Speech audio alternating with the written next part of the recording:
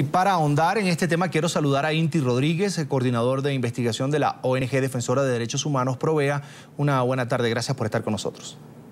Hola Carlos, buenas tardes a toda tu audiencia y gracias por este espacio. Un placer. Las ejecuciones extrajudiciales en Venezuela son nuevas y quería preguntarle también si vio el video y considera que es esto lo que está pasando en Venezuela, una ejecución extrajudicial respecto a este caso. Sí, bueno, lo primero es que la situación de las ejecuciones policiales en Venezuela no son nada nuevo. De hecho, en nuestro informe anual correspondiente al año 2014, Provea registró un total de 189 ejecuciones practicadas por distintos cuerpos de seguridad del país, tanto de ámbito nacional como de ámbito regional. El cuerpo policial más involucrado en esta situación de ejecuciones fue el Cuerpo de Investigaciones Científicas Penales y Criminalísticas, con casi el 80% de los casos de ejecuciones realizadas en todo el país. Año tras año, en nuestro informe anual registramos las situaciones de ejecuciones, los aumentos, los descensos, en esta lamentable figura que se ha institucionalizado como una práctica en la mayoría de los cuerpos policiales del país. Desde el año 1990 hasta el año 2014, Provea contabilizó un total de 29.444 personas asesinadas, fallecidas, en el contexto de presuntos enfrentamientos. En la mayoría de esos presuntos enfrentamientos se trató de una excusa empleada por los cuerpos de seguridad del Estado para encubrir situaciones de ejecuciones policiales. Efectivamente, este video que muestra presuntos funcionarios de la Policía del Estado de Aragua ejecutando a un ciudadano, este video debe ser investigado oportunamente y de oficio, como lo señalaban tus invitados, debe ser investigado de oficio por parte del Ministerio Público, por parte de la Defensoría del Pueblo y determinar las responsabilidades a que hubiera lugar para evitar la reiteración de estos hechos, ¿no? Hoy se está cumpliendo un mes de la ejecución o de la puesta en práctica de este llamado operativo de liberación del pueblo, y desde Provea lo que hemos dicho desde el primer día en que inició este operativo es que lamentablemente con este tipo de políticas, de planes de mano dura, se terminan legitimando tanto el uso excesivo de la fuerza por parte de los funcionarios encargados de hacer cumplir la ley, como esta figura de las ejecuciones policiales. Ayer el ministro de Relaciones Interiores, Justicia y Paz, el señor Gustavo González López, daba una cifra de 52 personas fallecidas en el contexto del operativo de liberación del pueblo en distintas zonas del país. Esas 52 personas fallecidas, según las autoridades, fallecieron en el contexto de enfrentamientos. Aquí habría que preguntarse, de acuerdo a las propias recomendaciones hechas por la Comisión Nacional de Reforma Policial del año 2006,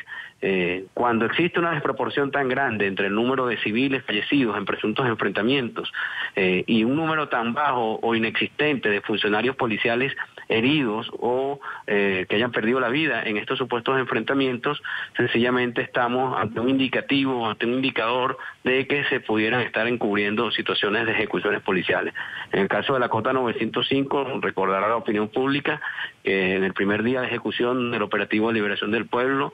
más de 5 denuncias de presuntas ejecuciones policiales fueron formuladas por los familiares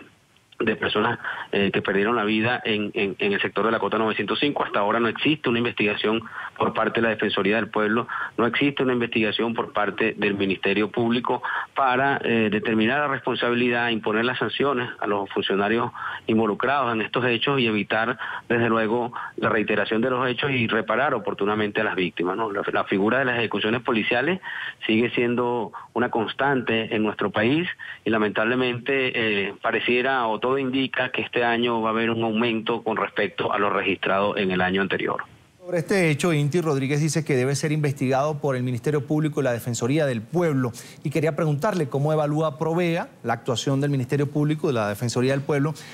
precisamente en este renglón, la defensa de los derechos humanos, incluso de un delincuente, si fuera el caso. Sí, bueno, lamentablemente, refiriéndonos al contexto de este operativo de liberación del pueblo, lamentablemente tanto el Ministerio Público como la Defensoría del Pueblo han estado ausentes del cumplimiento de las obligaciones que le imponen la Constitución. En el caso de la Defensoría del Pueblo hemos visto algunas actuaciones, algunas diligencias efectuadas por funcionarios, por defensores delegados en distintos estados y por el propio defensor Tarek William Saab, quien ha reconocido algunos excesos policiales. Sin embargo, creemos que de parte de la Defensoría esto no es suficiente, que debe hacerse un esfuerzo más de acompañar a las víctimas, de acudir a las comunidades donde las personas están formulando denuncias de atropellos y de excesos policiales, y de exhortar, desde luego, al Ejecutivo Nacional a que revierta este plan de seguridad que lamentablemente, como lo hemos dicho, está abriendo las puertas a violaciones masivas de derechos humanos. De parte del Ministerio Público, hay que decirlo con total responsabilidad, no existe ninguna investigación contra los funcionarios actuantes y responsables de estos operativos de liberación del pueblo, de funcionarios que han sido señalados la presunta violación de derechos humanos contra habitantes de zonas populares del país. De hecho, nosotros estuvimos reunidos con el director de Derechos Fundamentales, acompañando a víctimas de la Cota 905. Estuvimos reunidos con el director de Derechos Fundamentales de la Fiscalía General de la República, con el director de Actuación Procesal, y lamentablemente de parte de estos dos funcionarios no se mostró ninguna voluntad real de iniciar investigaciones acerca de las denuncias formuladas por los habitantes, en este caso de la Cota 905. Entonces, tanto el Ministerio Público como la Defensoría del Pueblo están en la obligación de iniciar de oficio muchas de las denuncias que han sido formuladas a través de los medios de comunicación, que han sido recogidas a través de las ONG, los distintos testimonios que hemos logrado recopilar, documentar a lo largo de este mes del operativo de liberación del pueblo. Y esa ausencia, ese no actuar por parte de estos dos entes, de estas dos instituciones, es lo que sin duda sigue dando un aliento para que sigan ocurriendo situaciones de atropellos en el marco del operativo de liberación del pueblo. Una instancia internacional, está previsto que acuda en este caso Provea, por ejemplo, para denunciar este tipo de situaciones, tomando en cuenta que también se denuncia en Venezuela la politización de la justicia como tal. Es decir, se puede hacer la investigación, se presenta ante un tribunal o ante un ente que debe decidir sobre la situación y pues priva lo político, lo partidista en estos casos. Ante esta situación, ¿qué hacer? No, fíjate que, bueno, Provea y otras organizaciones de derechos humanos del país han venido acudiendo en los últimos 2 años, bueno, ante las instancias internacionales de protección de derechos humanos. Hemos seguido participando en las audiencias de la Comisión Interamericana de Derechos Humanos para exponer la situación de derechos humanos en Venezuela. Entre ellas, bueno, uno de los puntos más críticos es el tema de la seguridad ciudadana y de la violencia en el país. Estuvimos recientemente participando en el examen realizado por el Comité de Derechos Económicos, Sociales y Culturales y el Comité de Derechos Civiles y Políticos de la Organización de Naciones Unidas. Y en noviembre pasado estuvimos participando ante el Comité contra la Tortura de la ONU, que, bueno, este comité emitió un conjunto de recomendaciones y dio un plazo al Estado venezolano para cumplir esas recomendaciones. Ese plazo vence en noviembre de este año y esas recomendaciones iban en torno a la desmilitarización de las labores de seguridad ciudadana, el respeto a un modelo policial o la construcción de un modelo policial respetuoso de los derechos humanos y de los estándares de protección de derechos humanos, y una reforma del sistema de administración de justicia y del sistema carcelario en el país. El Estado venezolano no ha cumplido con ninguna de esas recomendaciones. Nosotros desde la ONG seguiremos participando en cada una de estas instancias. Hay que recordar también que a Venezuela el Estado, el Ejecutivo Nacional,